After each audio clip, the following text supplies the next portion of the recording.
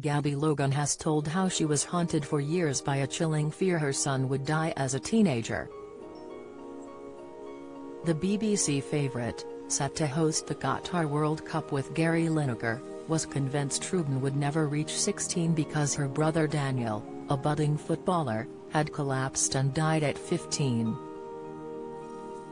Gabby, 49, also revealed her anxiety led to her obsessing over young footballers' dates of birth when she started her TV work, to find out if their age matched Daniel's. The presenter, mum to twins Ruben and Lois, now 17, broke down as she spilled out her anguish in a podcast. She told how Daniel, 4 years younger than her, collapsed and died playing football in the garden with his dad, former 70s Leeds United star Terry Yorath, in 1992. Daniel, who was found to have heart disease, had just signed as a youth player with his father's old club.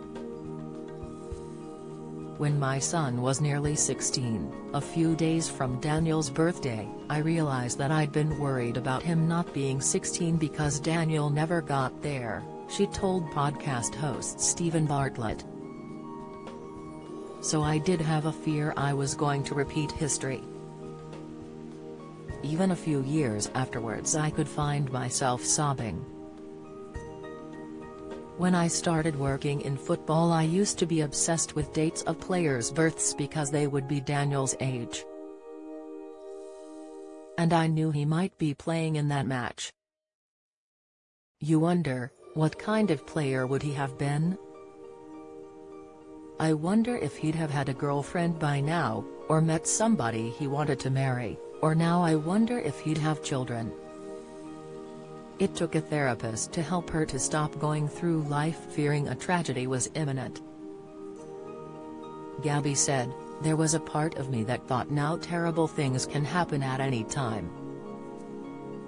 And I was almost waiting for that next thing. Then I had this therapist a few years later and she just looked at me and said yes, things happened."